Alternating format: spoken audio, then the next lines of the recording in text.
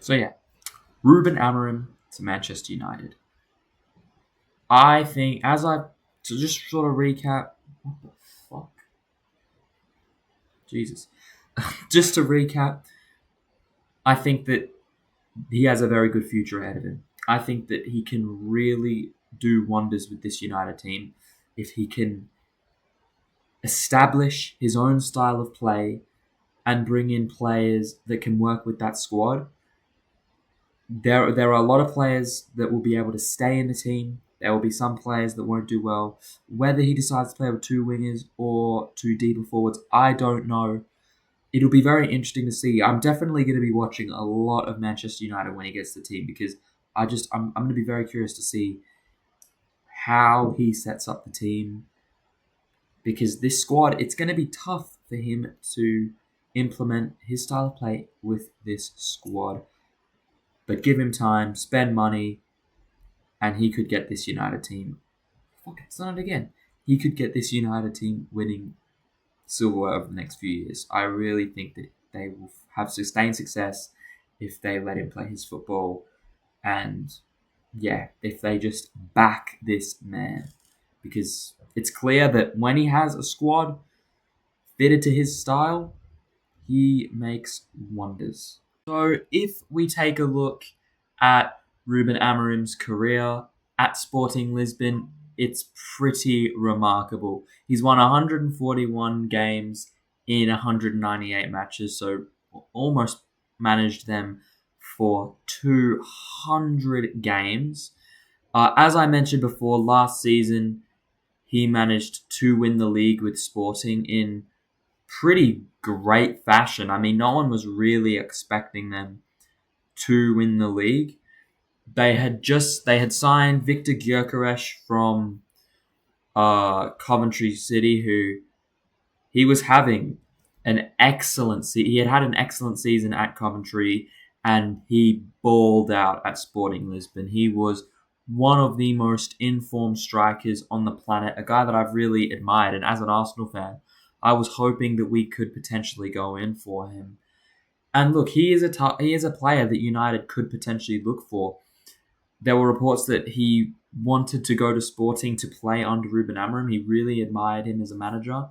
And even this season, Sporting have won their first 9 league games. They've scored 30 goals and only conceded 2.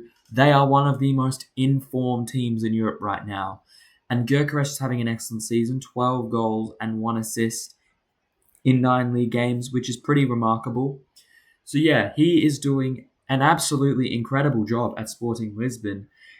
He was being linked to Liverpool before they got Arne Slot last season. Didn't pan out. They ended up going with Slot, and that's working great for Liverpool. And it's going to be very interesting to see him at Manchester United since with Sporting Lisbon, he is just playing absolutely amazing football with them. One of the big questions is how's he going to play? Because Ruben Amorim plays a 3-4-3 formation, but really it can also sometimes be a 3-4-2-1. You know, he doesn't always play with two wide players. Oftentimes they're positioned more centrally. He can sometimes play the way that Bayer Leverkusen play with, you know, two sort of central playmakers, 3 at the back, and then wing backs that just assist with, you know, creating chances, don't really have too much defensive responsibility. And this is a style of play that is likely going to be implemented at Manchester United. And I think that that is how he would succeed at the club. Simply because, well, Ten Hag wasn't able to properly implement the football that he played at Ajax because of the media scrutiny. You know, things weren't going well, so he had to prioritize getting results, and then when they weren't getting results, he didn't really have any football to turn to, so he was sacked. And that they cannot make the same mistake twice, especially And I'll talk about, how he could potentially set up at United, because I do think that he would use a similar system to that. And it works. It really does work. At Sporting, as I mentioned, he was very successful there, playing that football, playing with three at the back. And I'll also go over certain United players that this could be very beneficial for. But I really do think that the key to his success at Manchester United is playing his football. A manager is at his best playing the football that he's used to. And United will succeed if they get Ruben Amorim playing his football successfully. Now, it's no secret that United don't really have the perfect squad to play Ruben Amorim's football. Ten Hag has them set up very differently. They play just a normal 4-2-3-1, and that's clearly not the same style of play that Ruben Amorim, uses at Sporting. And there are definitely a lot of players that will benefit from him being at the team than others. Most of those defenders, I don't see working long term. He needs very quick, mobile defenders who are good on the ball. He plays a very attacking style of football, and the defenders that are currently at United, more specifically the centre backs like De Ligt, Maguire, they wouldn't really work in a back three. Martinez, I think, could succeed in that position. I've always thought that he should be trialed as a left back, just because he's not a particularly big defender, but he's decent on the ball. And I feel like if he has two defensively solid ball-playing defenders, sort of like a Levi Colwill type player, if he plays in a back three with them, it could potentially work. It's just, this is why it's going to be tough for Manchester United, because Ineos have already invested all this money into Ten Hag. De Ligt is a Ten Hag player. He is not a Ruben Amorim player. And look, it could potentially work. If he's able to sign a top ball-playing defender, then that could be a back three that works together. We don't know. But defensively, there are a lot of players that could potentially struggle under him. I think that their deep midfield, their defensive midfielders can thrive. Kobe Mainoo and Ugarte playing in a Ruben Amorim midfield at Manchester United will be very good. Ugarte obviously made a name for himself at Sporting in the 22-23 season. Was sort of his breakout year when Sporting knocked Arsenal out of the Europa League. He then got sold to PSG. Sporting managed to win the league without Ugarte, and he didn't have a particularly great season at PSG. I was honestly very surprised when United signed him, just because he wasn't the player that he was at Sporting. But with Amorim coming back, this could be really good to help him unlock his football. And him with Kobe Mainoo, it will be a good sort of, not double pivot, but it will be a good midfield for him to run at Manchester United, especially since Mainoo's so versatile. He's also very good on the ball. He's a great passer. He's just sort of good at everything. And him and Ugarte in the midfield together will do quite well. The wing-backs are probably the hardest section to do, because United don't really have any proper wing-backs on the team. I mean, Dalot and Mazraoui can both play as right wing-backs, but they don't have a proper natural left-back. Dalot has been consistently playing at left-back a lot for Man United, and I don't know how he would really go as a left wing-back, and that's just sort of the thing for United. The only natural left-backs they've got are Luke Shaw and Malacia, and the reason why I'm not really talking about them much is because they never play football. Malacia, when was the last time he played for Manchester United? I do not remember seeing him playing last season. Luke Shaw hasn't played for United since February. These players just are not fit, and other than them, they do not have someone who can play as a natural left-back, because United have this weird thing where they get all their injuries in one position. Obviously, they have other injuries as well, but they get constant injuries at left-back, which is why we've seen Dalot play there. And I think that one of the first players he's going to have to buy is a left wing-back. a Grimaldo type player, someone who can play in that position, very creative, but can also do a job defensively. They're going to need a very well-rounded left wing back. And then I don't really know about the attack because we've sort of seen him play two players next to Victor Gyökeres. Oftentimes they're wingers, but they can also be two attacking midfielders. And I think that if he was to play with two tens, that would sort of have to be the kind of system he plays because Bruno Fernandes is Manchester United captain. You have to have him in the team somehow.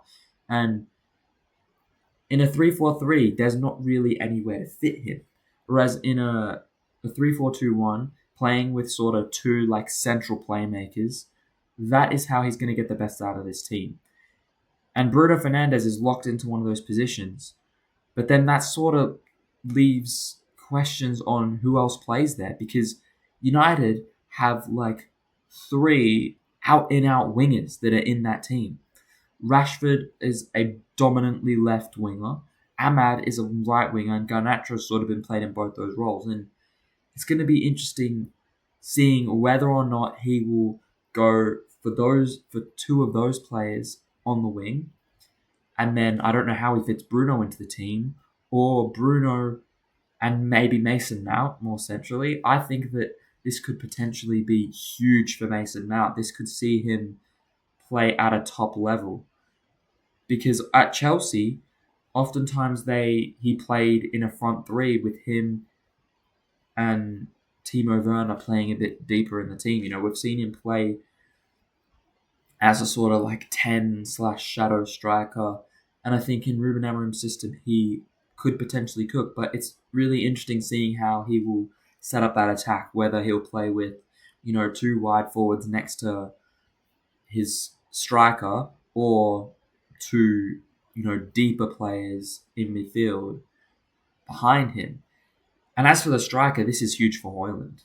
I mean, Ruben Amorim relies on his striker so much. If we look at Sporting stats in the league, Victor Gyökeres has scored 12 league goals, as I mentioned before, and the next leading goal scorer for them is Pedro Gonçalves, who has 4.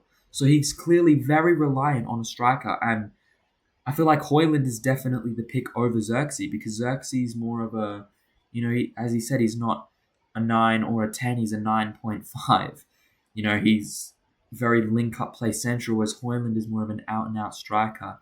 And Xerxes is another one. I don't really see how he stays into the team because Højlund is a much better option. And Højlund and Xerxes, they can't coexist because they're two very different profiles. You have to figure out which one you're going to go with and then bin the other one because they can't both come in and out of the same team. They're very different players. And I think under Ruben Amorim, Højlund is the way to go. So whether they bring in Gyökeres and have both Højlund and Gyökeres in the team, or whether they go for someone else, I've heard rumours that they could potentially go for Benjamin Sesko, even if they go for more of a backup and have Højlund as their star guy. This could be very good for Højlund, and I don't see how Xerxes stays in the team. Another player is Antony. I mean, if he doesn't go with the wingers, then the 4th choice winger at Manchester United, I might even be forgetting someone. He's terrible, that guy. He doesn't really have a future. The only way I could potentially see him have a future in this team is at left wing back. And that's just mind-boggling to think about, from a right winger to a left wing back. So yeah, I don't really see how Antony stays in this team. There are a lot of players that this helps, but overall, United really don't have the squad to play his football. Ineos are going to need to invest a lot of money in him, and it's clearly going to take time. I do not expect him to play incredible football at Manchester United from day one. It'll be very difficult early on to try and figure out which players he wants to play where, how he wants to implement his system. And if you're a United fan, you're going to have to show patience. Because whether he comes in the next few weeks, I honestly have no clue what the timeline is for when he gets to United. Because Sporting are going very well. You might want to see the season out with them and keep Van Nistelrooy for the end of the season. Then it's going to take a lot longer for him to implement a style of play. At least if he comes in now, he has this season that really you can write off, because it's going to be very tough for United to make a run into the top four from how they've started. It's still possible. We're only 9 games in. But yeah, I don't know what the situation with that's going to be. But he's going to need to spend money, and they're going to need to wait, let him establish his football, because as I said before, the worst thing that can happen is if he does not play his football. If he is forced to play a more traditional Man United system, then he could lose his job eventually. But he needs to play his football. And with the current squad, it's going to be difficult.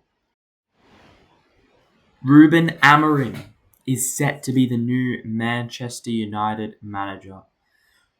It hasn't been officially confirmed yet. I think today is the day that they're going to announce it. But it looks like it's all but done.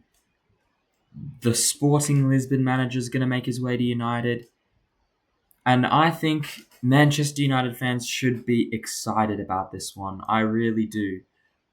I think that Ruben Amorim is the guy. He's one of the upcoming managers, tactical mastermind. He has just won the league with Sporting Lisbon, his second league title at the club in 4 years, and it looks like he might be going and winning them another one.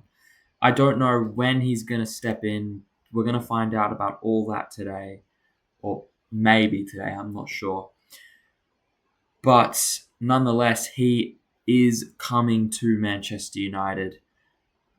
And look, it's going to be a massive, massive change for them, because Ten Hag was obviously not working. There was talk whether or not he would still have a job at the end of last season, going into this season. That FA Cup win is the reason that he kept his job. But now he's gone. 9 games into the season, he's already gone. I honestly wasn't expecting it. I knew that he would get sacked eventually because they were just too shit. But since they backed him, spent all this money, I really did think that they would give him at least until Christmas.